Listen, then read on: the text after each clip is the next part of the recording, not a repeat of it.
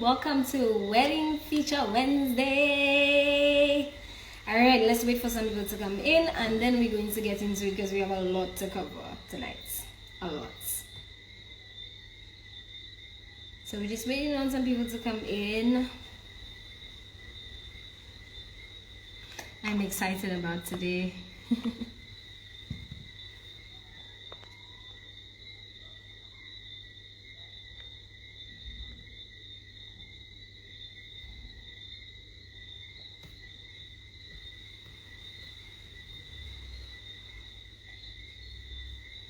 Hi Randy, how are you? Thanks for joining.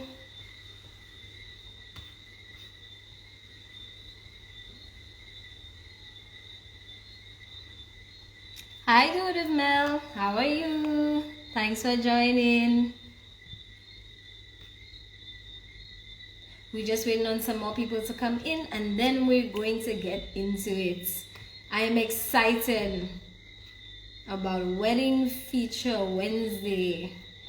This one was an amazing one.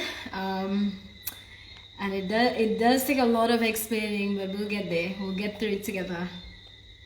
Okay, we're not gonna wait too long again. So let's just wait for a few people to come in.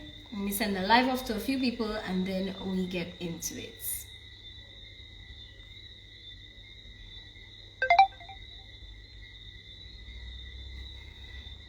I am good. I had a good day. How are you? My day was busy, but it was really good. How are you guys' day?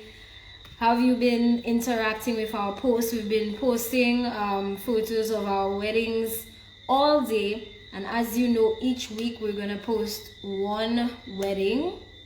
And we're going to get into a little bit more of how it's going to expand beyond just my weddings.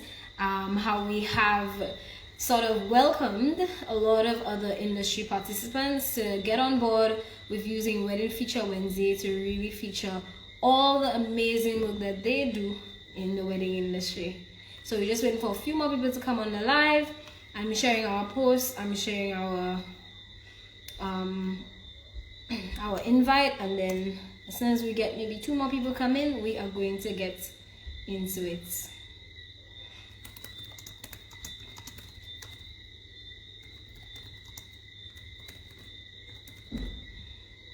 Okay. Hi. Thank you for joining, Blaze. Appreciate that.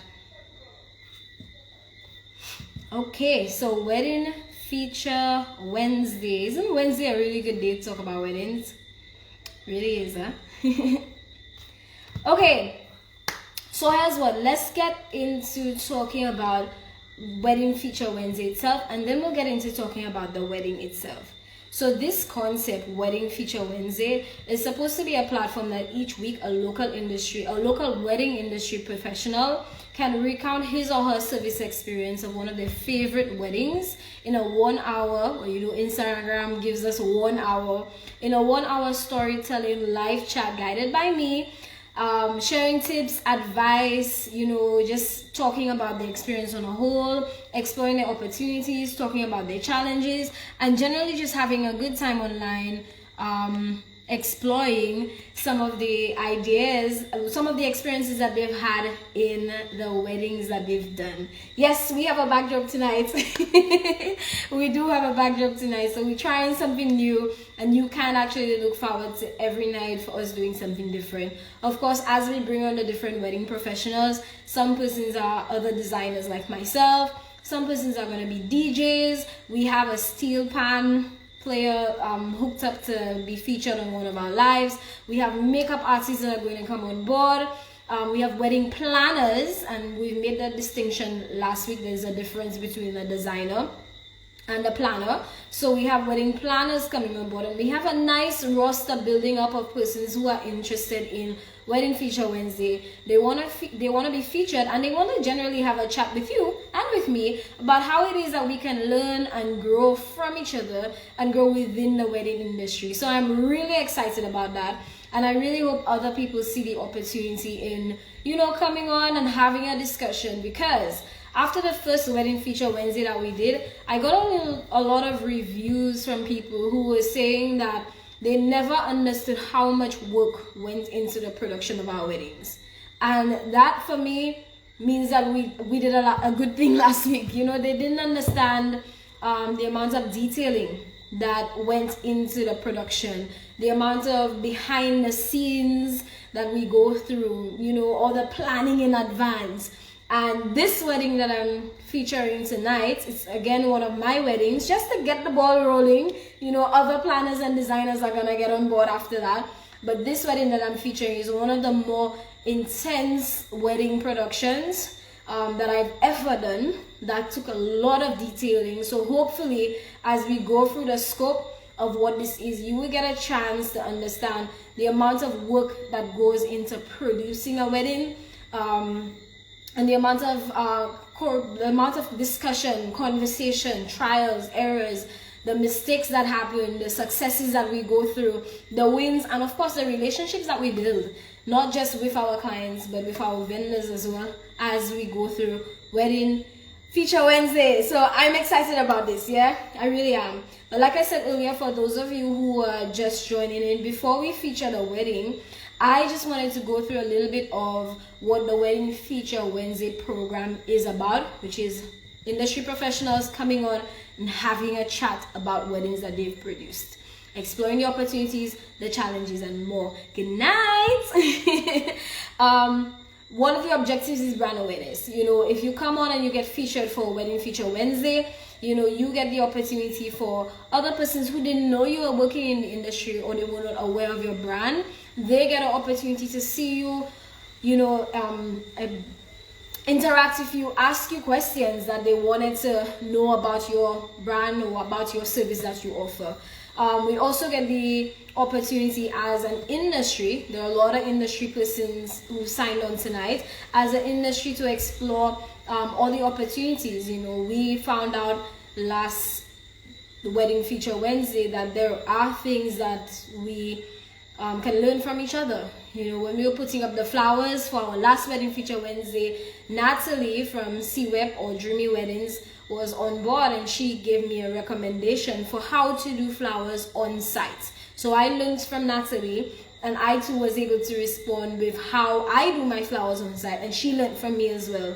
So these are the opportunities that you get if you come on as a wedding industry professional. If you are a brand, however, like let's say you're a wine or a chocolate or a caterer, and you're not necessarily working only in the industry, but you would like to align with the industry, it would be lovely, and I would honestly would be honored to have you come and feature and show us why it is that we need to involve your brand in the wedding industry, how it is that we can enhance the service that we offer to our clients with your brand, product, service, or whatever the case may be, and how it is that we can align. So imagine you are jewelry, you're a jewelry brand, and you decide, you know what, I really want to get involved with Wedding Feature Wednesday. If you come on board and say, hey, let's feature it, not only will I wear it for you, we may get a chance to maybe do a couple of giveaways and really incentivize people to come on board and listen to what the wedding industry, or local wedding industry, has to offer, and really just highlight our people and get them going. I'm sure that after we did our last Wedding Feature Wednesday, we had a little bit of boost in morale. I saw a few more posts going up from the industry persons. I saw a little bit more hype online. I saw persons, you know, posting their throwbacks, posting their photos of things that they've done, and really just getting a little bit more active online. So Wedding Feature Wednesday is not just gonna be me, it's gonna be everybody in the industry. Anybody who wants to be featured, come on board, and let's get into what it takes to produce a wedding in St. Lucia. Amazing. Okay, so there's a lot to cover for this wedding today, so let me get right into it. Again, ask your questions at any time, get involved, you know, have a dialogue with me. That is no problem. I will address them as we go, and you know, anything you want to know, just shoot them at me and let's go to it. Okay, so and share a live with your friends, okay?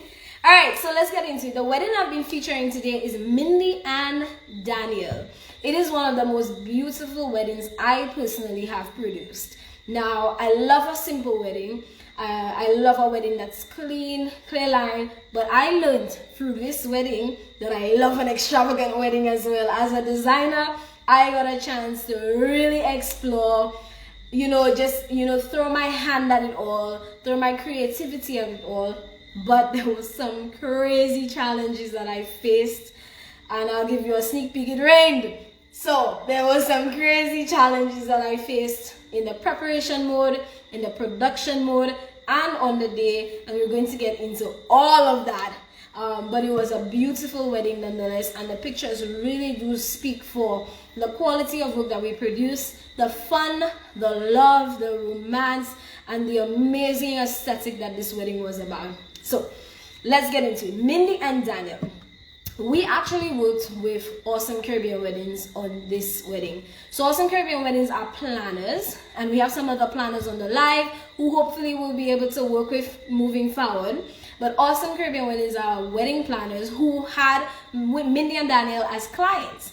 Mindy and Daniel walked in with a custom design request. They walked in with a photo of Twilight. Anybody else remembers the movie Twilight? They walked in with a photo of Twilight and they said, I want a wedding that sort of reminds me of this Twilight scene. The guy and the girl in that sort of garden field. The guy and the girl in that garden field, they really wanted to reflect Twilight in their wedding experience. Hi, thank you for joining. And we wanted to do our best to reflect that. Now, remember, what we do is we don't replicate, we reflect. We get inspired by the pictures that our couples bring to us, that our planners bring to us, and we do our best to adapt it. One, we understand that we're in a Caribbean island, so you are not in, this cold region, so we have to adapt it. We have to make sure it's natural. There's natural flow, there's natural pattern, there's natural feel, there's natural aesthetic. We have to make sure that it fits into the locations, the spaces, the whole vibe of the area that you choose for your wedding, and it really tells a story of your love.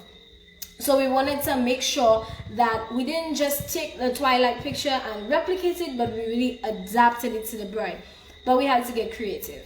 Yeah, Twilight has a lot of wisteria hanging from the ceiling, on the ground, and everything. And that really, threw us through a whirlwind, because we had to make sure we reflected that look. She was very adamant that she wanted that wisteria feel, so we wanted to reflect that look, but still not break bank doing that.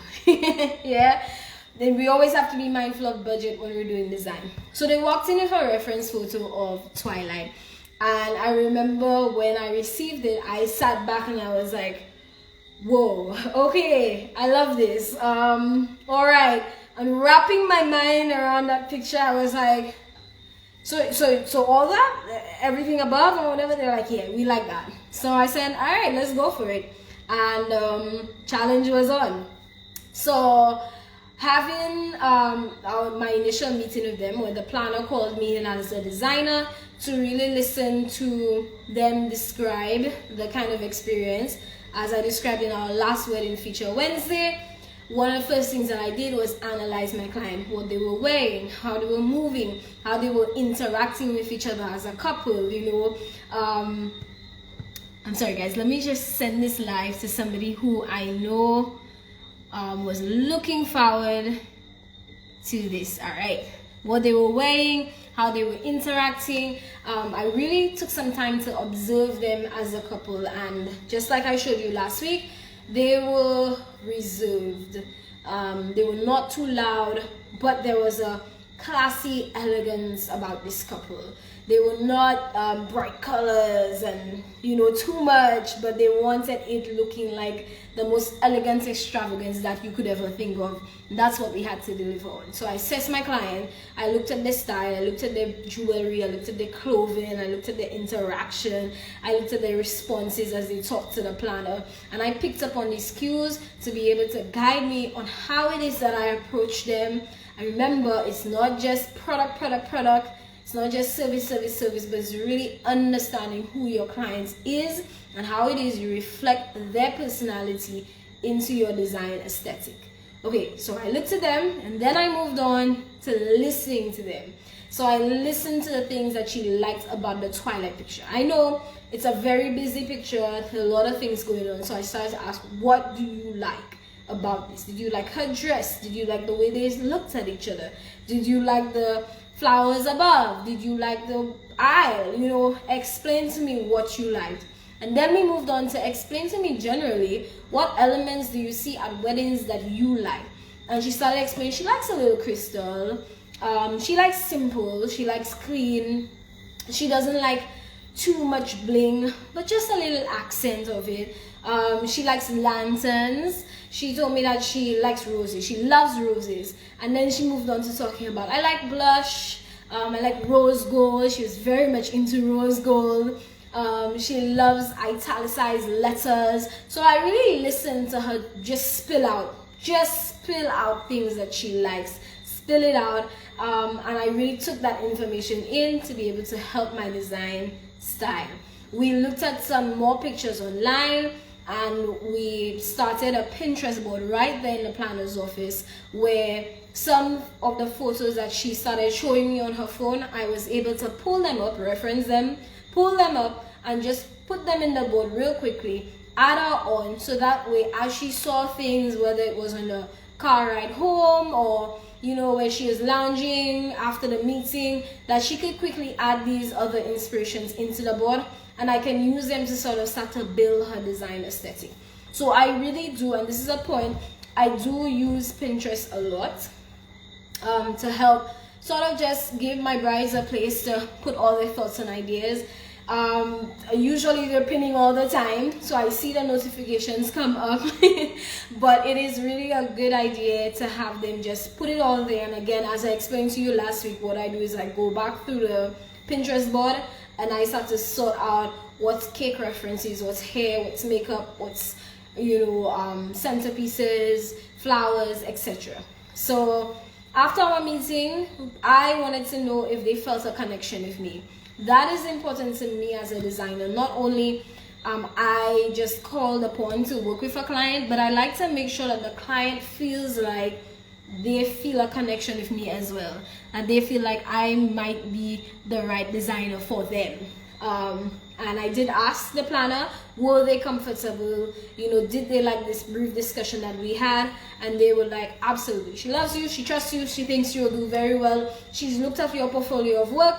I've endorsed you, and this is a go. Go do your creative thing. So I like that phrase, go do your creative thing. So I got right into it. One of the first steps that I did, go through the Pinterest board, pull out my blank sketchbook, and I started to sketch what I think is an adaptation of the Twilight Zone, but in the ruins at Pigeon Island. They had already selected the location. They already had the number of persons. They already had a lot of the details, the practical and logistical details sorted out already. And this is why working with a planner is really important, because you don't bring a designer in first, you bring a planner in first, and then you bring your designer. The designer now picks up on how do you make these logistics work.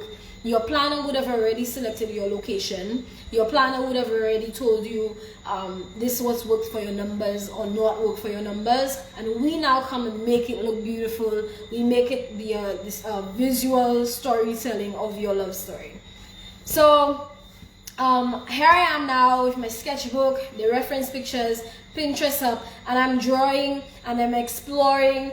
And I realized very quickly that this would be almost a longer process than I have with any regular bride, because it was supposed to be so unique. So I made sure to explain this to the planner that I need a little more creative leeway to work with the design, and if the bride wanted to be a part of my process, or if she just wanted me to put something on the table and for her to say yes or no. They had a discussion, and the bride did agree that she wanted to understand the development of the concept. She wanted to go through the entire process with me. I love that. That's exciting when a bride wants to really be by your side as a designer as you develop the concept. And what I mean by be by your side is there's a first draft, you know, the first set of ideas that you're working on. They get to see it. Then there's a second set of ideas that you work on. Maybe, you know, a refinement of your first. They get to see that too. Then there's another set that they work on. And they get to explore and see the succession of the ideas. That, when the bride works with you like that, and when the planner understands that we are all working as a team, it allows us to really develop a relationship with the client, learn them more, because it's not on first glance. Develop a relationship, learn them more, and really refine an execution that suits their needs. And what I realize in talking to the industry professionals here, what I realize is when I'm able to have that back and forth with the client as much as possible, sometimes they want to go bigger, sometimes they want to spend more, because they now understand the value of it. They understand the importance of the details, and they can appreciate the concept so much more. So I agreed to that. I had my first set of sketches, and then we had our first meeting. At the meeting, I asked, do you like what you see? Off the bat, she's like, I love it. And then we went into, how do we, do you want this to be bigger? Do you want this to be smaller? What do you think about this? And I found with this particular couple, the bride particularly, was not very visual as I was. She didn't understand a lot from just random sketches. She didn't understand a lot from me just saying, oh, we'll add this and add that here. She needed to see a practical version of it. She needed to see me put it together for her. I tried drawings, I tried photos, and this is why today we, you know, years later, we offer 3D renderings of our wedding design concepts, because I've learned that sometimes brides just need a little more help with seeing their vision. And we want to make sure that you are fully comfortable in visualizing your big day before your actual big day. So we do offer 3D renderings now, but before we really had to explore different avenues. And I enjoyed it, and we still do it today for certain brides. We did one a couple weeks ago actually, and that is sampling. So this entire wedding structure that you saw in the pictures and everything today, let me tell you, we had to do a mini version of it. We did a mini version of the ceremony area. The scale in the photos that you see was about between 25 to 30 feet wide. That's the width of the ruins at Pigeon Island. So on the wedding day, it was about 25 to 30 feet wide by about 8 to 12 feet, well, 25 to 30 feet long by about 8 to 12 feet wide at Pigeon Island. But we did a scale in the planner's office, and they have the option of coming on workshop, but the planner really wanted to be there and work with them on certain elements. So you can do, we did a mini version of that 8x4 in the planner's office. And some things that we wanted to look at when she did the sample was the amount of flowers she wanted hanging just above her. So 8x4 is enough to get a range just over the couple. So how many flowers she wanted hanging above her, how many crystals she wanted hanging. So in between the flowers we had some hanging crystals. So how many crystals she wanted, how spaced out, what it was like when she looked up, how low. The groom was very tall, so how low he wanted it to come in on him. If he wanted it a bit higher, he wanted to get an idea of, should they be on a stage, should they be flat on the ground, you know, I wanted to see how it blew in the wind, so I wanted to see you know, what the movement and the flow was like for the flowers, if they would all tangle up together, especially if I have crystal strings in between them. I really wanted to understand generally what my assembly would be like. And let me tell you, when I put up the first 4x8, I knew I was setting myself up for a lot of work. I knew I was setting myself up for a lot of work. But I love doing sample. Sometimes we call them sample tablescapes when they're just the tables. But when it's an entire structure, it's just a sampling of the wedding. I like doing samples because it gives me a good idea of what my assembly methods are. This wedding being completely unique, something that I've never done before. I'm covering a 30-foot wide span. I've never seen anybody just make something float in the air above the ruins. And one thing she said, she wants no tent, no legs, no structure, nothing, but she wants this big feature above her. And let me tell you guys, at first she wanted the entire ruins covered.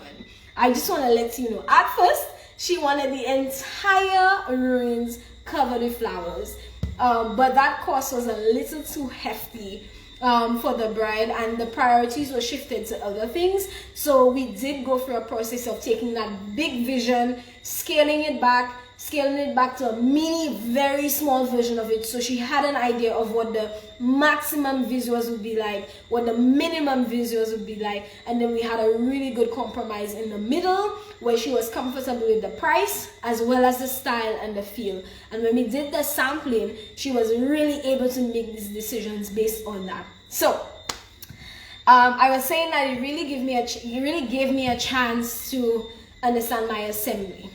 As much as I had the small 4x8 the 4x8 sample ready to go, I kept running in my mind, Tej, this is 4x8.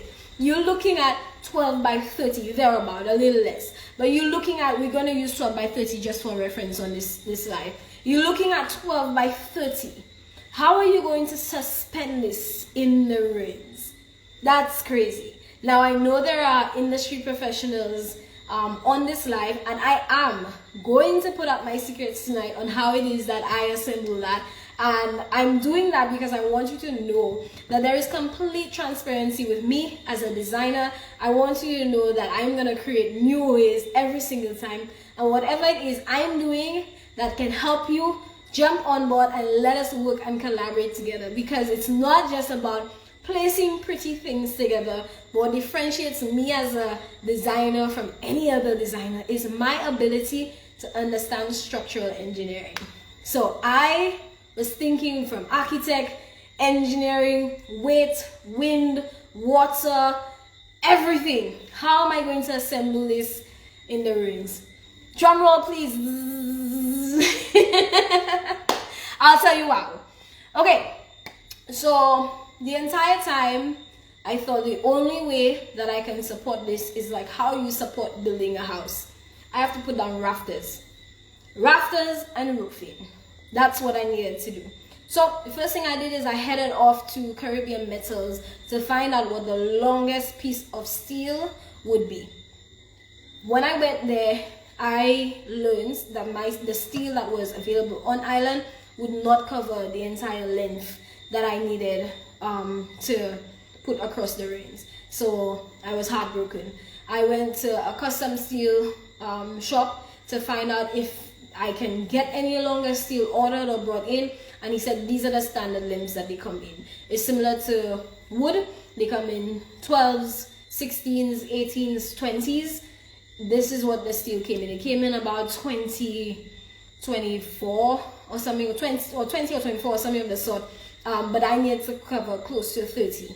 So I started thinking about how it is that I was going to cover that length, and immediately I was like, I need to weld 2 pieces of steel together, which I was happy to do. But I did have a thought behind my head that how much weight am I putting on these rafters, and how many rafters will I need to support that weight, and will the joint between the 2 pieces of steel be strong enough, stable enough to be able to hold everything together. And I have no upright structures to support. So usually when you run a rafter or a beam in the building, an architectural building, you need a column to support at every how many feet. I didn't have that luxury of adding any columns or upright supports because she didn't want one leg to show up. Now let me tell you, I did try to pitch a mini version of it just above them, so it would be almost like a canopy, but it would go all the way up to the top of the ruins,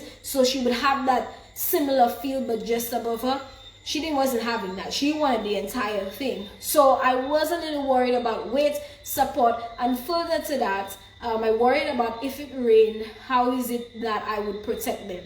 This is a structure that was open air, and I would hate for me to do all this work and then it rained. So I started thinking about coverage on top of these rafters. So thinking thinking about coverage on top of these rafters was one thing, but then there was an element of the flowers. How do I hang the flowers? So I have my beams across in my head on my drawing, on my sketch, and I started thinking, so what do I stick my flowers and my crystals onto? Of course, the beams, yeah? Of course, that makes sense, right? Interact with me, guys. Of course, that makes sense, right? Yeah, but as a creative and as a designer, I didn't want straight lines. I didn't think that would look nice to just have straight lines of flowers, straight line of crystal, straight line of flowers, straight line of crystal, because I think about the design 360. So I'm thinking about it, yeah, it'll look good looking on at it, but when I look at it this way, it's just lines with big spaces in between. If I look up, it's just lines. I wanted something a little bit more random and whimsical and feel fuller and nicer. So I then thought about adding grids. So I added some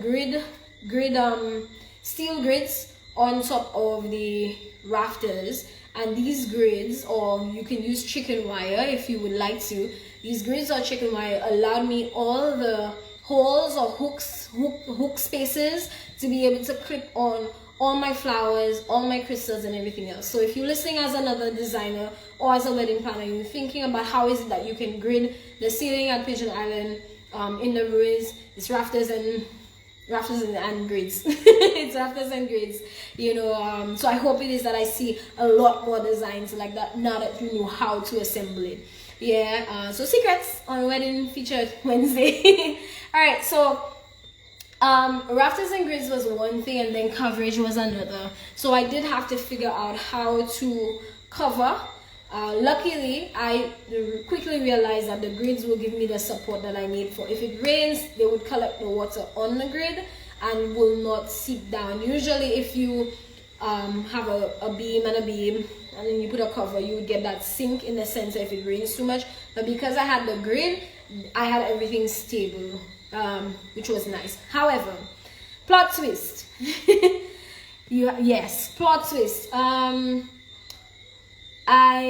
They wanted to see the sky, so when they came on site to envision the sample with me, they looked up and they said, whatever the cover it is that we do on top, we want to still be able to see the sky. I was like, okay. So how do I cover you? Good. I'm glad you're cooking and listening. That's amazing. So how do I cover the grid without compromising her visuals into the sky? I quickly ran to a hardware store and I realized they sell clear plastic. It's almost I don't know the name of it, polystyrene or something like that. They sell a clear plastic, and it came in 4 by something sheets. And you could get it came in 4 by whatever length that you wanted, almost like how you buy Mali. So you could cut it at whatever length that you want. So I was able to get enough length to cover her structure, and I made up the width to go. How did I seal up my panels? Because they were too small, I used clear tape. I'm just telling you straight. I used clear tape. It worked. I tried it. I tried a sample. I put water over it. I realized, nothing is coming through. I left it outside a few days on the small sample grid, and I realized everything was a-okay with my sample piece, but I just had to take a reassurance that it would work for a bigger piece. Yeah, let me tell you something that I did as well. So I didn't go to engineering school, architecture school, interior design school. I didn't go to event design school, event planning school. Almost everything that I do is just me being a sponge. Straight out of college, I requested to be an intern at Landmark Events with Mr. Adrian Auger, and I realized when I walked into the door that I love this and I'm going to learn everything that I can from it. And I spent a lot of time observing Mr. Auger, observing his team, and observing him specifically as a a mentor, as a senior designer, as a creative, as an economist, as an amazing man, and I took in his energy. I took in his thought process, and I realized that design is more than just putting pretty things together. Design is a way of thinking. Design is your ability to, look at something and create solutions that don't exist. And having grasped that very early on, no concept is impossible to me. It's always possible for me to think of a way to do it. It may not be exactly what you walked in with, but I'm going to think of something similar that we can work, that we can compromise on, that we can collaborate. It's never a no. It's a how can we do it? Let's look at all of these options. And I learned that very early, learning from Mr. OJ, and just generally seeing that, design is not in flower shops and fabric shops. They are in hardware stores. They are in welding areas. They are in, and I got that experience, looking at him build a lot of the carnival costumes. You have to go for unconventional materials to do what it is. That sometimes a hinge will save your life. Sometimes a self-tapping screw won't save your life. And I can tell you, some self-tapping screws have saved my life before. So, where were we? So I was explaining to you how it is that I did the grid above. Let's get into the flowers. So you understand beams, grid, covering on top, flowers now. So at first we started talking about real flowers, and of course, like I said earlier, I like to do an adaptation of whatever it is that the client sends to me, because I'm cognizant of where we are at.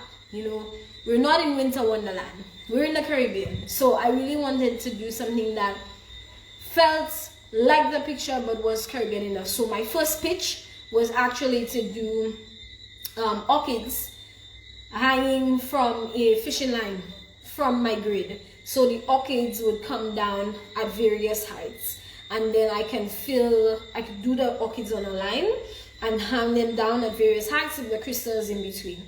At first we started talking about that, but the cost of fresh orchids hanging above was exorbitant.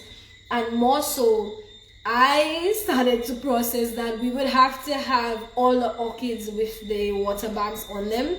And was there enough time to unbag all these orchid strings before the wedding? It's a hell of a job, and I would have to have a dedicated team just to do that. So not only the orchids would be expensive, but then the manpower would be further expensive just to support having the orchids ready. And the reason why they would have to need a water bag on the orchids, for those who are not designers, the reason why is that the orchids would be out here in the sun, because we would need enough time to set up, and they would just dehydrate and wilt away. So so I quickly took away the idea of doing hanging orchids, but they would have looked beautiful, I'm telling you guys. If anybody wants to do orchids on a string hanging above a bridal, do it, it'll be beautiful, do it. Then we started to explore the greenery. We started to explore actually getting ruscus greenery or eucalyptus greenery, and stringing them up and hanging them in between the orchids. But again, I was a little concerned that although I love the idea of hanging the ruscus and the eucalyptus, I was concerned about wilting, because we're in the hot sun. And I knew that being this concept was one of my very first concepts, I was hesitant to take too much of a risk in my production method, having things fail on me and not have enough time to recover. And when you work with natural materials, that can happen. Also, I thought about the greenery and the wilting, and I figured they would look really horrible if they wilted away. So artificial was the way to go. So I run on Amazon, and unfortunately SNS didn't have, the first time I checked, SNS did not have what it was that I wanted. I'm always SNS first. I get what anybody say. I am always SNS first. So I did explore SNS for wisteria, which they did not have, and I did also explore for any greenery that I could use, but majority of the greenery at the time was ferns and tropical leaves. But I wanted something a little bit more slimmer and didn't have that big tropical leaf spray. So what I ended up using was boxwood. What I wanted to use was something called lamb's ear, which is a little more natural looking than boxwood. That's a little more fluffy and stiff. So artificial flowers, let me get into that. Nadia is saying that both artificial and real flowers can be expensive for a decor like that. Absolutely. So they both can be very, very expensive, and that's mainly because of the quantity that I used, and because of the kind of artificial flower that I used. I wanted something that did not look fake. I wanted to look as real as possible. So quality of what the flower is that we use was very important. And let me tell you about my bride. I love her for this because we sat together and we looked at the options online. Something about us is that when it is a custom design like that, we let you buy the things that you want to buy, and we work it out in between us as to whether or not you want us to keep it, or, you know, are you going to sell it? Are you going to loan it off till it's paid off to a company like DIY Rentals by Nadia on the live? So we did go online together to look for the items that she wanted to purchase to create her wedding concept. So what I love my bride for is that as we looked at all our options online, and remember I said earlier, she's not a visual person, she couldn't decide, and she understood the advice that I was giving her, but there were limitations to what I can even tell her because we both looking at a screen, you know, a fabricated Photoshop maybe version of whatever it is that we might get in our hands. So she ordered a sample. You know, we had time, and she was able to do that, and she wanted to get it right on the day. So we ordered a sample of everything that she was looking at. So we got a chance to see how long the shipping was. We got a chance to see how long, what the item was in person, what the quality, the feel of it is, and we got a chance to see it up front. So I recommend this, that if it is that you have a year in advance or enough time, hey, order a sample, get it here, and explore the detailing of your design. That's the difference between just, you know, doing a run-in-the-mill concept and really getting into the detail of your design. Yeah. I thought artificial flowers would have been cheaper, but I learned the hard way. Yeah, artificial flowers are not cheaper. They're not cheaper, but let me guide you. Artificial flowers may not be cheaper than your real floral arrangements. They may actually come in, you know, 10%, 20%, a little bit less than your real flower arrangements. However, artificial flowers are a really good investment. You get to use them again. If you are looking at very high quality artificial flowers, then you might pay 10 to 20% more than a real flower arrangement. But again, see this as an investment, because if you get a really good hydrangea bud, then you can actually use that for 10, 20 weddings moving forward. Once you take really good care of them, you keep them clean, you keep them bagged properly, and you don't abuse them in your production setups, then artificial flowers become a really good investment in there. Now imagine you spend $50 on a nice bud of hydrangea and you use it for one wedding, and then that's it, you have three. And what hurts my heart sometimes is to see the throwing away of cut flowers, and that's why sometimes I recommend to couples to explore, and I put it in my design concept. You know, I know people like what they like, but I do put it as an option in my design concept to explore potted plants. Of course, for this particular design, we couldn't do that, but I do think it is something that you can consider, is to explore potted plants in your design concept. Nonetheless, Nadia is saying the absolute right thing. Artificial flowers are really good fillers. So if it is that you have an elaborate display to do and you have a bunch of artificial flowers, it cuts down on what it is that you have to do for your real flower arrangement after. So you can bring in your tropical flowers if you have some artificial roses to fill in there, and together with the natural greenery, tropical flowers, and you fit in your artificial flowers. If you do it really well and you spray them and you keep them clean and you keep them in good quality, you actually do not have a problem, and nobody will know until you tell them. So if you want to look at the artificial flower way, go for it. I say go try it, explore it, but make sure you're doing it the right way. Call, ask for advice, send me a picture, let me guide you. Don't just do it and do it wrong, because I hate to see these purple orchid flowers and then they have really unnaturally looking centers to them that you can tell that's plastic. We have to be mindful of that. So just be sure that it looks as close to real as possible, but it won't be real. And that is why we ordered the wisteria. Wisteria is the name of the flower.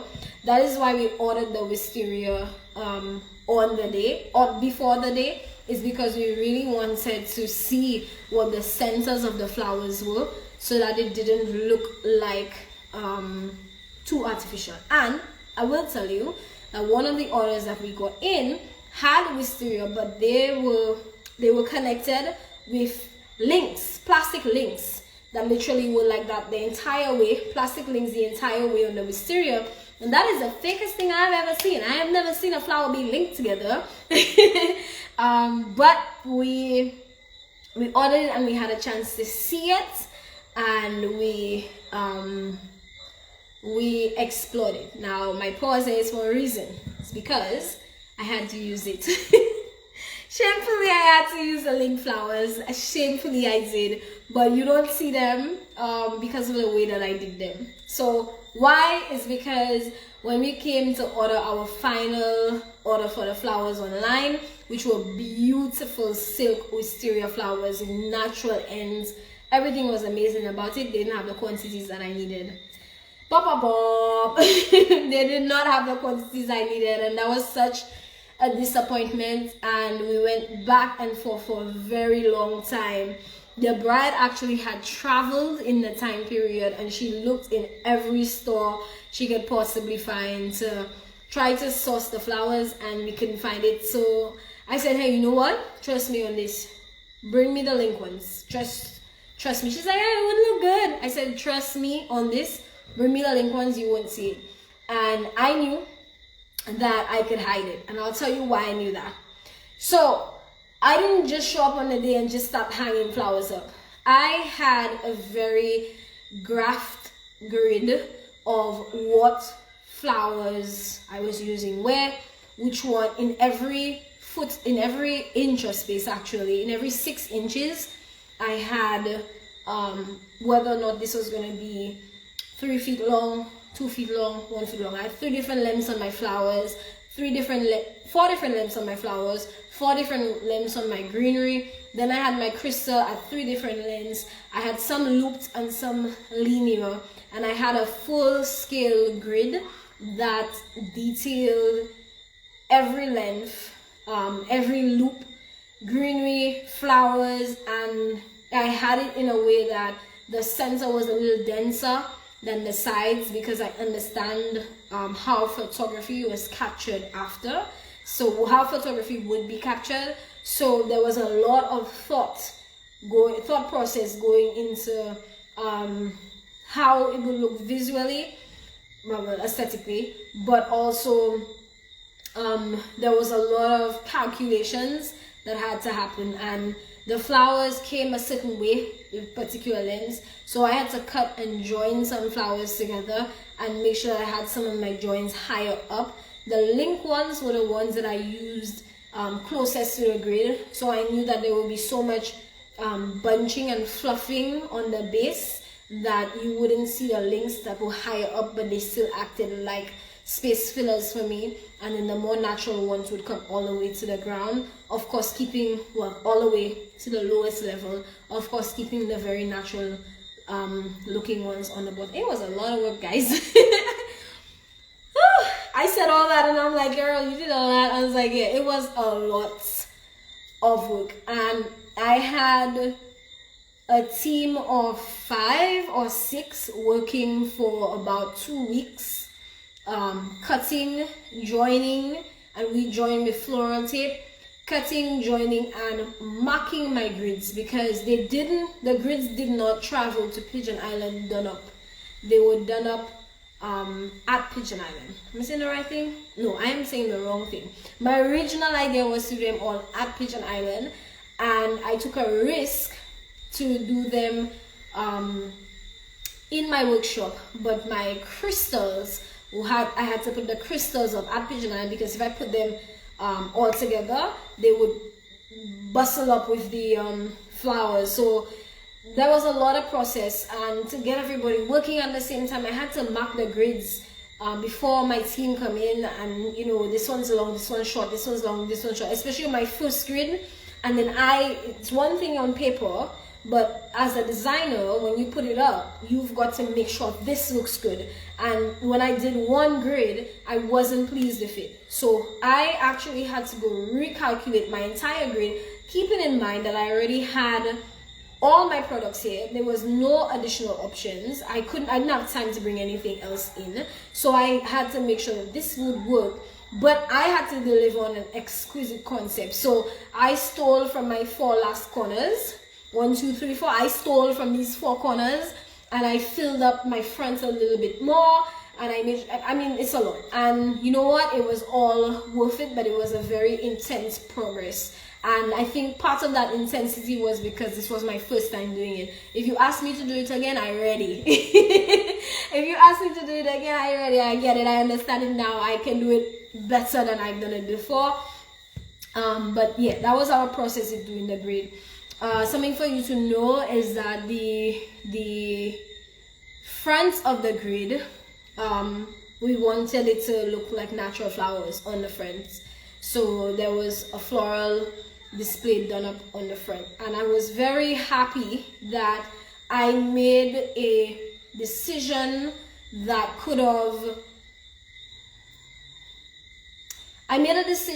a lot of designers may not have made in a hardware store, to increase the size of my steel. Now, steel is hella expensive in St. Lucia. Not kinda expensive, hella expensive. And if you go up by 1/2 inch, you're looking at an extra $200 you're looking at an extra $100 per length. And we were already working so many lengths, because remember, I had gridding and I had to add the piece that I was missing to cover the span. And I kept looking at the piece of steel I was about to buy, and I said, I want to go bigger. I want to go bigger. I kept saying that. And I remember my guys telling me, not necessary, it doesn't have that much weight, all these are lightweight things. And I kept saying, I want to go bigger.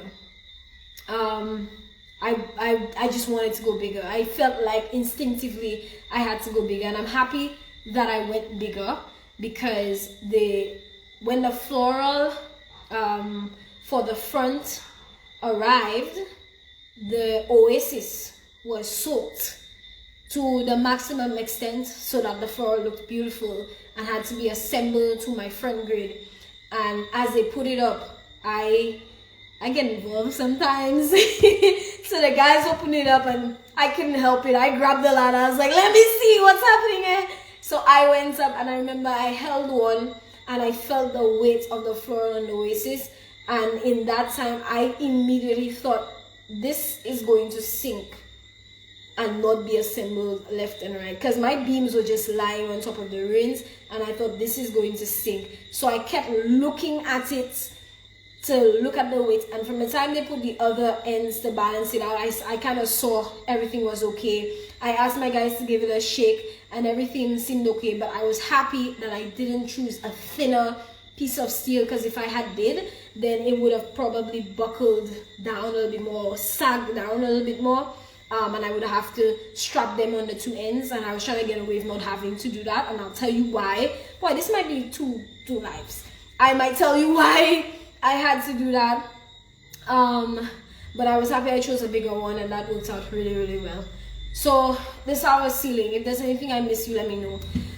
On our ceiling, I wanted to complement the ceiling with something that was almost invisible but very present, very elegant, very minimal. I didn't want to take away because I wanted to draw the eye upwards. I didn't spend all this time and this money on this beautiful ceiling on top and then overshadow it with a bottom view. Like the photographer and the videographer does not have a choice. This is our view, which is a very different scope from having all your pictures that way. I wanted to see a lot of pictures that were wide angles, spread out, so we get more ceiling. And let me tell a quick tip to the planners. It is nice when the designer can speak to the photographer and the videographer. I say this all the time, and it's not enforced as much, but it is important that the planner has a little bit of a conversation with the photographer and the videographer. And I'm saying this to the photographer and the videographer. Have an idea of what the wedding will look like before you arrive. Because I remember at the CWEP Mixer, I was having a conversation with a photographer, and he was explaining to me that it's when we're doing the concepts with or without a tent, he likes to know, so he understands what his flash would do, so he understands what kind of equipment to bring in, and whether or not he needs his light box or whatever the case may be. And I said that makes absolute sense, and it is actually backing up what I always say. Let us have a conversation, a very brief one, so you can understand. Hey, sir, you see them four corners on the edge there? Try and just keep that for me. You understand?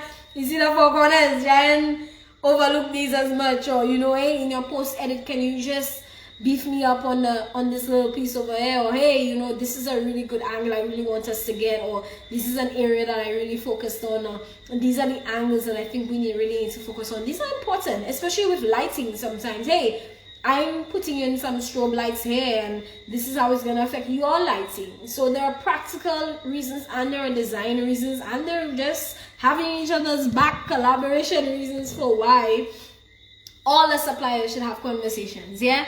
So the bottom of underneath the roofing, I created, and these are custom welded pillars. She had 4, right? Yeah, so there were 2 tall ones and 2 lower ones, and then a signing table to match. I love dimension and height, and I knew that overhead I was going to do the flowers at different heights, so I wanted to reflect that on the bottom as well. So it's a repeat in that same visual pattern, but not overpowering it. So tall, short, and the center table was a little bit lower than that. And the floral on top of the pillars reflected the floral that was on the top of the top front of the ceiling top. So they really worked together. And on the florals on the pillars, I wanted to make sure that we had a nice fern style hanging element of flow that came down from that floral, because that really gave the illusion as what was happening above head with everything flowing down. It flowed down on the bottom of the pillar as well. The aisle. Okay, so white chivalry chairs left and right, and then the aisle itself, I told you very much earlier that the bride likes lanterns, so we did lanterns on the aisle. Now, there were 3 of lanterns, so it was 3 as a cluster. Now, let me tell you about the lanterns. Nadia Zenobia has one just like it. So let me tell you, and I don't have mine. The bride actually took her signing table and placed it in her foyer at home. So it is where she has her at the ceremony we did inside of a signing with sand. Sometimes they do a unity ceremony with candles. Sometimes if you're outdoor, you do it with sand. Instead of that, we did one with paint. So I had drawn a hat on a canvas and piped it out, and then they threw the paint on it, and I took off the piping, and then it showed off a hat. So on the signing table, I don't know if they have it today, but the idea here was that they would have the signing table in their foyer, and they would be able to put up the elements from the wedding. So the Bible that they use as a ring pillow, the canvas with the hot paint, a photo of them, the signing book from the reception, all the little intricate elements. And this is a really cool idea to have something from the wedding that you can take and let it be a part of your home itself. I had another bride, Darlene, the wedding that I featured last week. She had a Jenga set at her cocktail hour, and that was a signing book. So you pulled the Jenga, you wrote her message to her, and you put it in a bowl. And she said, when they like playing games as a couple, so they actually use the Jenga to play, and they have all the beautiful messages from the guests on this. So I like the idea of whatever a design element is at the wedding, that you can use that design element to bring it into your home right after. I think that's absolutely beautiful. So along our aisle, we had the tree of the lanterns, and what I really love about that is that, I'm not saying I love it, I just think it's a smart thing to do. What's smart about that is her lanterns on her aisle were actually the same lanterns that we use as her centerpiece at her reception. And we were very fortunate to do that because she was having both her ceremony and her reception at Pigeon Island.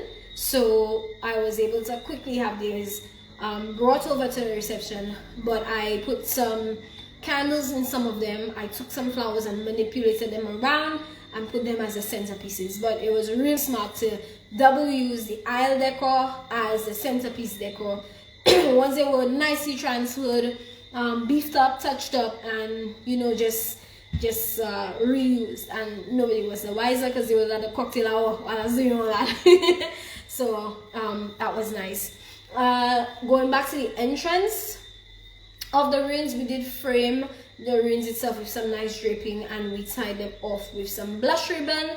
On the base we did some nice lanterns, and again with the flowers in the lanterns, and we made sure to add a lot of flower petals on the base of that and on the aisle as well.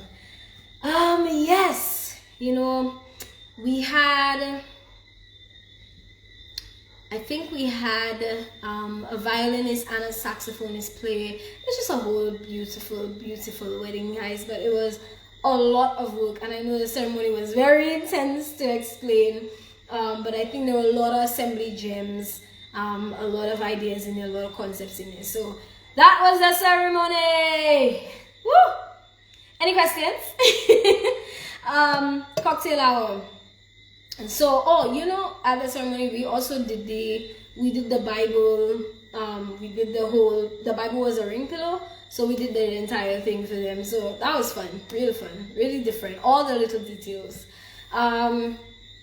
Cocktail hour. So after the ceremony, guests got whisked away on a train. I call it the choo-choo chairs. Choo-choo chairs. So as soon as, let me give you an idea of what it's like for us. So remember I just said we had 2 weeks of prep. That's after like a year long of mental work, right? And trials and all that kind of stuff. Then 2 weeks of prep, and then right after we were done with the ceremony, I had to split the team. Some were setting up the reception, doing the basic infrastructures of the reception, while some were doing the ceremony. There were still things that you had to be up and down about. We also had to decorate the train, but it couldn't be decorated too far in advance because we were using some balloons. She wanted it very old school Lifetime movie. So we wanted cans that they were all custom label cans. Literally, the planner gave us all her dog food cans. We were busy collecting dog food cans for a year, which I did. I created some graphic labels for. I do a lot of my own graphics, so I created the graphic labels for, tied them around the cans, strung them on some ribbon, added some cute things in between. made a just married sign, and we assembled that to the back of the train. So as the train left, just like the movies where you hear clang, clang, clang, clang, clang, clang, clang. Yeah, we wanted some clang, clang, clang, clang. We wanted some clang, clang, clang happening there. So it was pretty cute, gaudy, you know, crepe paper and balloons, and that was lovely. Choo-choo chairs, I love it. And then they got whisked off to a boat. So the train took them to a boatyard. And then they got onto a boat and they had a cocktail cruise, and that brought them back to Pigeon Island for the reception. So just to run through, there's a plan on here for you to understand. Rain ceremony, choo-choo train chairs, cocktail cruise, come back to the docks at Pigeon Island, right? So we didn't do anything much on the boat, on the cocktail boat, because it's dark. Who's gonna see that? And by that entire time you just want some drinks in ya. It wasn't, the experience was what the highlight was supposed to be, not so much the decor for this one. All the decor efforts were on the beach where we had the reception. So we walked the path that the guests would take to come to the dinner reception on the beach. And we realized we had to add some tiki torches and some lights along the way before they came in.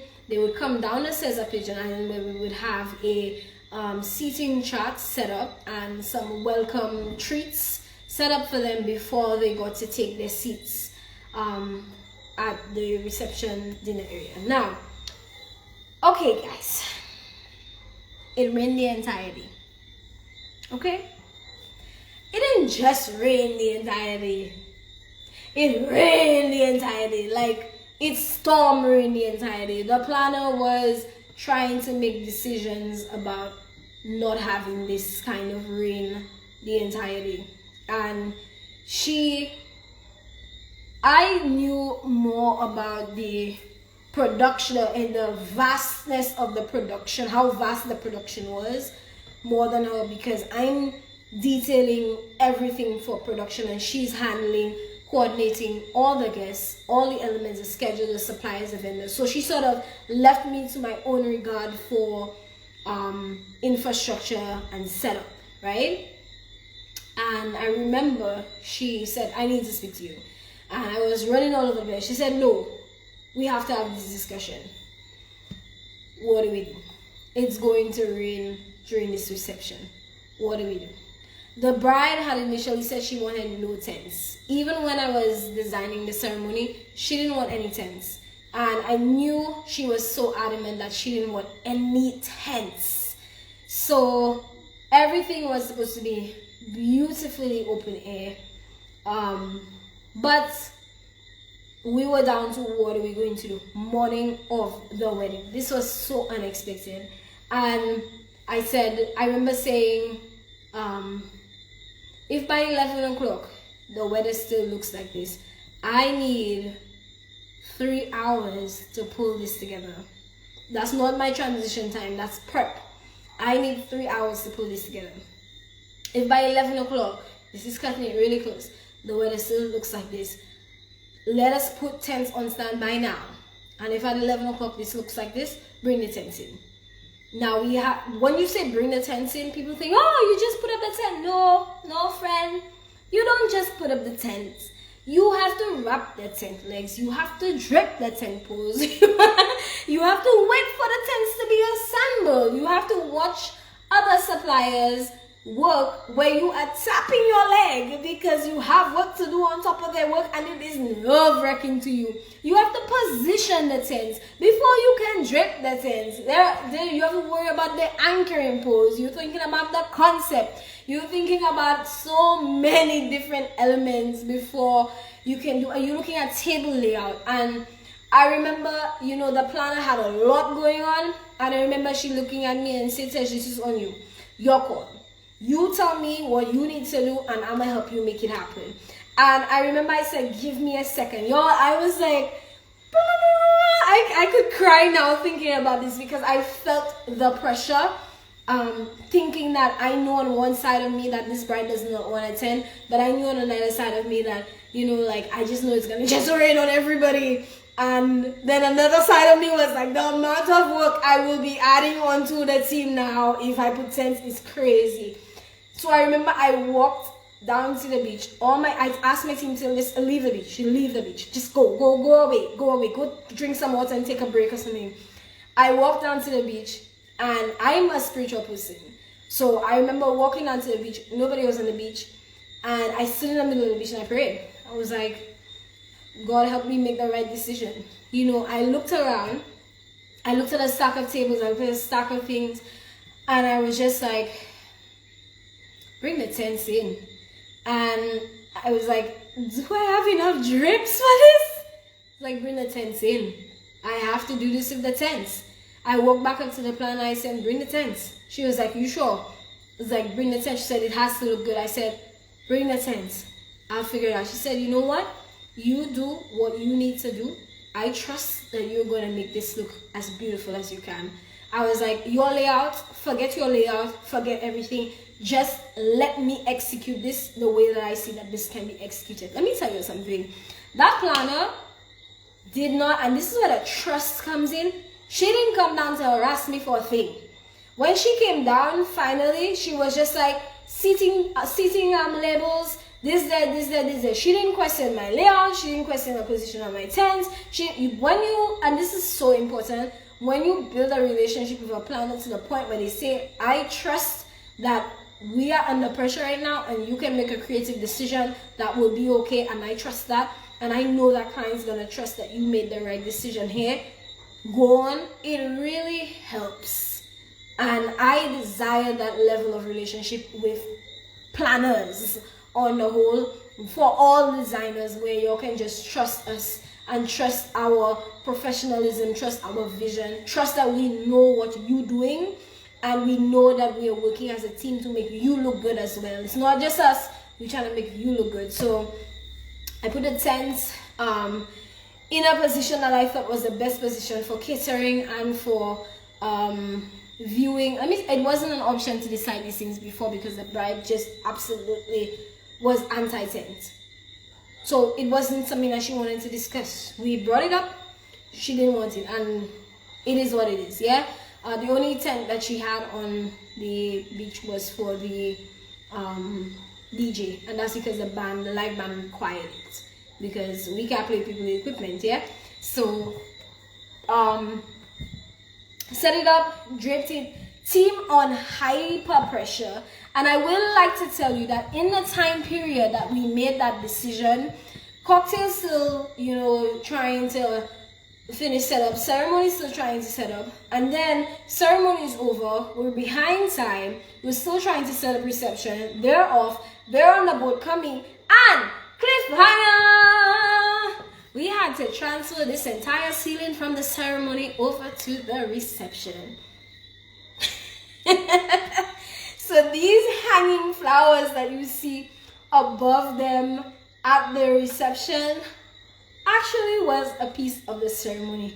Why, Tej? Why did you do this transfer? Let me tell you why. There were no more flowers online.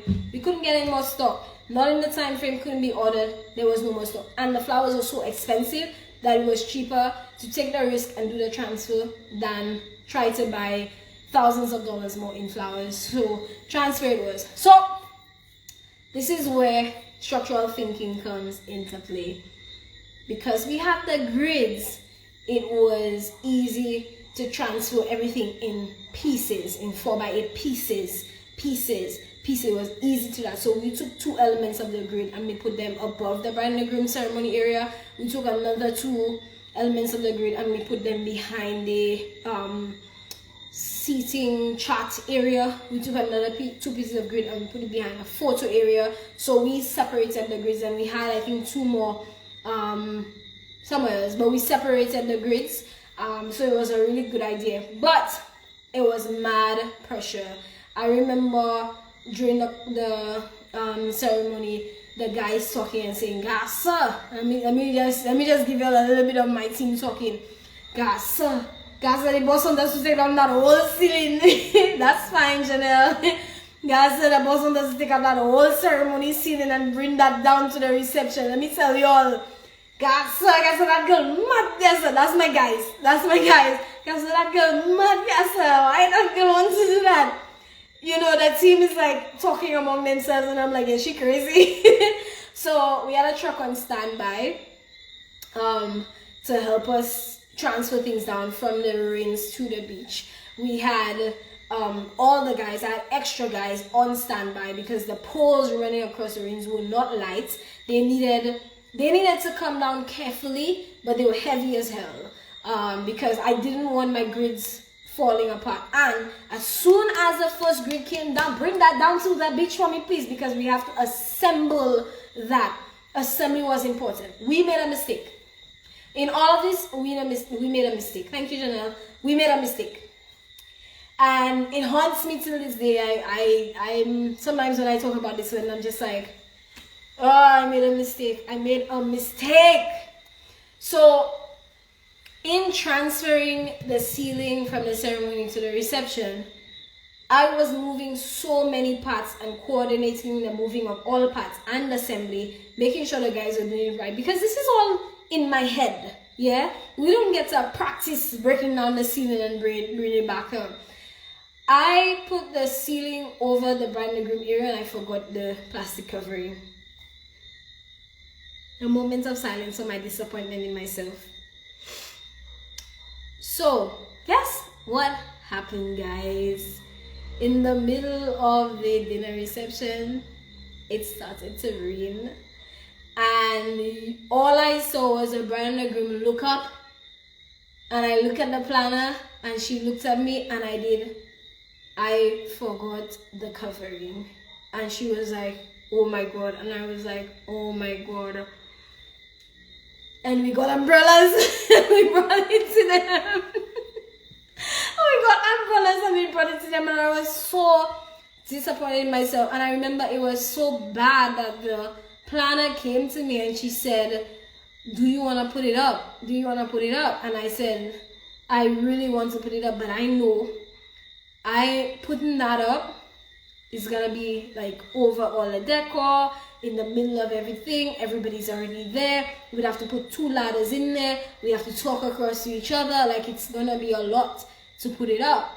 You know, the disruption of putting that up right now, I don't think it's going to be a good look. I think we have to wing this, and you know, if it's an umbrella, it's an umbrella.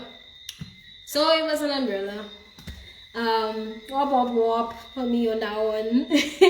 But they didn't hold it against me, and I think that's okay.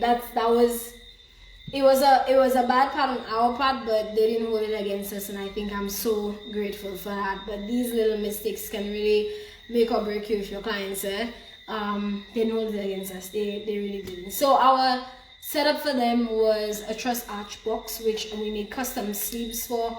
The ceremony grids placed over, so they had that mini ceremony feel over the reception, and then left and right flank stages for the bridal party. Now they're laughing at me. The left and right flank stages for the bridal party, which was supposed to be open air, but we had to plank tents above them. Then you had the guests right opposite that. I did them in a line so they can look at them, and then the dance floor off to the side and the stage. What I did as well is the flowers on the front of the ceremony when we pull on the ceiling. So the flowers on the front of the ceremony line, I took them and I placed them on the front of the base stage of the bridal area, as well as the base stage of the musicians area as well. So there was a complete reuse in all the flowers. Oh, I forgot to say, you guys, and we transferred all the chairs. Because you know what? Let's just give ourselves all the work to do. So we transferred all the chairs from the ceremony area down to the reception area. We had a truck there. We had people, so we might as well just do the whole thing. Yeah, so we transferred them across, and it all worked out beautifully. It really did. Let us talk about the cake. Woo! First of all, shout out to Coco Love on the collaboration on the design and the concept of the cake. the taste, the design, the style, the look, the feel, everything, you all need to go check out Coco Love. So I think this was one of her biggest cakes. I'm not too sure, I can't speak for her. So she said that she will want to come on and do a wedding feature Wednesday. So hopefully we can look forward to hearing her speak for herself one of the Wednesdays, and I'll be there with her to guide and ask her questions, hard questions. And I will bring back again what were her challenges, what were her best moments in making the cake. And if you realize, if you are here listening, Coco Love, I'm really real about the whole thing. So come and tell us if you had challenges or whatnot, because I know you had a few during setup with the humidity and the rain and everything else that was happening. But the cake was beautiful. We did a base layer stand of acrylic box filled with battery operated lights and flowers. The cake was piled on top. 2 layers I think were piled on top of that base box, and then there was a phantom cake layer, which was another acrylic box with flowers and lights in them as well, and then her top level of cake itself, and then her topper, I believe, I don't remember, but and then her topper on top of that.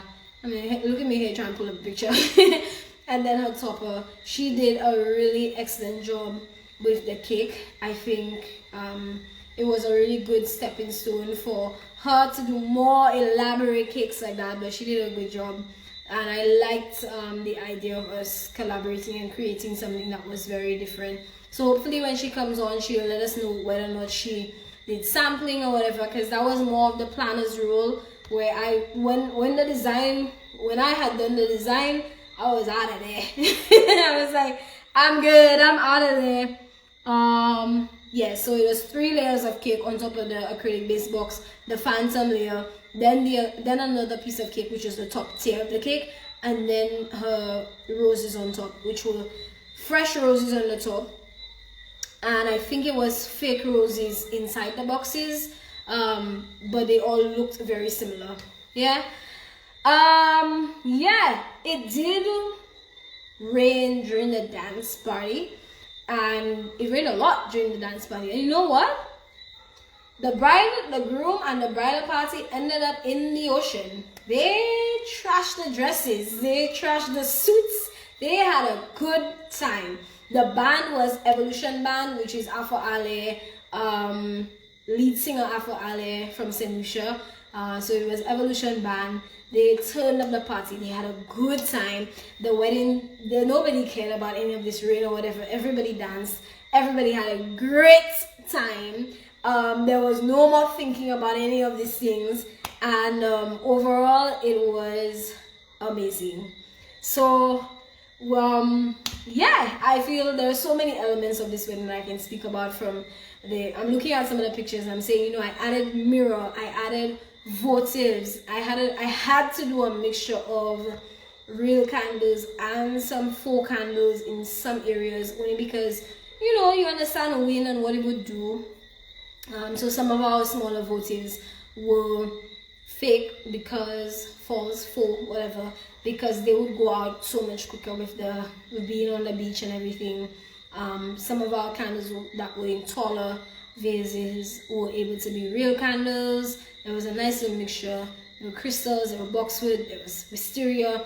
The napkins, we spent a long time determining what the napkin rings would be like, which was a very intricately designed ribbon, which we tied up in the napkins. Oh, we brought across the pillars from the wedding. Now that was never in our plan, but I mean the guys were bringing things, so just bring everything. And when they reached, I started placing things. So so that was good.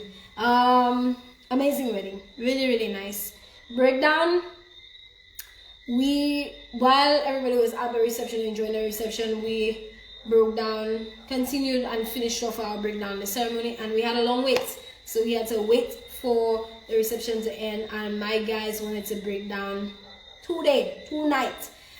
We had already done a day, almost 2 days full on site, and they were tired, and they were so tired that they did not want to come back tomorrow. I don't know if you understand that level of tired. I'm sick of it, tired. I don't want to come back here anymore. This is done. They decided they wanted to spend as long as it took packing up the entire beach 2 nights so that they didn't have to deal with it anymore. So that is exactly what we did. We packed down all our structures, we loaded them up on our truck, and we sent everything back to the storeroom the night of. I think we left work 4 or 5 in the morning. We left work, everybody had a good time, everybody was tired, everybody went home safe, and I woke up because I have a paranoia. I woke up the next morning about 8:39, and I came back to site just to check whatever we had left over. We had a few bits and pieces that you missed in the night, a few bits and pieces around the place, and made sure, you know, the rentals were all off to a corner, ready, waiting for pickup, and everything was okay. And once we felt like the whole thing was okay, went back and checked the ceremony. Once we felt like everything was okay, I went home and crashed, aka sleep. I went home and I slept, I really did sleep, and eat and sleep and eat and sleep, because the recovery was a lot for not just the physical production that I did for this wedding, but the mental drain, you know, just having to navigate all this time that we've been talking, you know, how it is that we had to adapt it, you know, responding under pressure, not shouting, the correlation of the team, making sure the guys ate, that they were okay, that they understood that there were no injuries, that things were going well. My mom came and assisted on the wedding. She was here, I'll handle the flowers and the centerpiece things. So I was like, handle the soft things, like deal with the candles and the flowers and the lanterns and stuff, you know, all the softer elements and the napkins, and just, you know, checking on the little smaller items for me. So while I handle the structure and, you know, assembly and my team and everything else. So don't ever be afraid to bring your family in on board. Use them. That's why they're your family. That's why they're your family. Bring your friends too. Yeah, it was big. It was a lot, but it was a really, really good time. We did have a review meeting with the couple after, and they had really good rave reviews. We did talk about the rain and the reception. We did talk about that. We did. After the honeymoon, they brought me back a small gift, and it was very much appreciated. It's nice to be appreciated. It's nice to be acknowledged. Yeah, and that was it. It was good. It was amazing. So that is the story of the Mindy and Daniel's extravagant, beautiful wedding that I chose to feature for Wedding Feature Wednesday today. And I hope you learned a lot. You know, you didn't ask too many questions. I think you were just enjoying the dynamics of the story, because there was a lot in there. So if you guys have any other questions, now is the time, but the conversation does not need to stop now.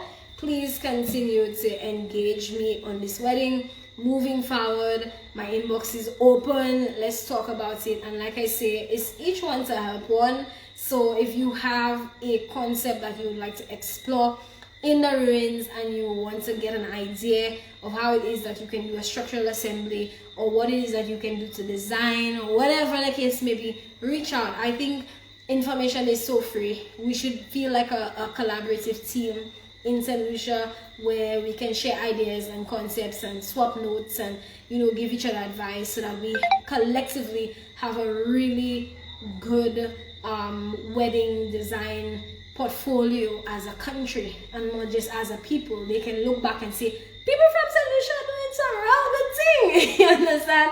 Not just, oh, Tej, you know, like, people from St. Lucia do some really good things. Like, you have some really good options. And I always tell people, if you have a wedding and you stick, guys, so give me a call. I roll it up with a ladder and a drill, and I'm here to help. You understand? So yeah, so this is my wedding for Wedding Feature Wednesday, and I will just like to take this opportunity to say that Wedding Feature Wednesday is just a nice platform, a nice little opportunity for industry professionals to recount their service experience in the wedding industry, share the ideas, the tips, the advice, you know, talk about the challenges, talk about the opportunities that exist. Still need to be longer.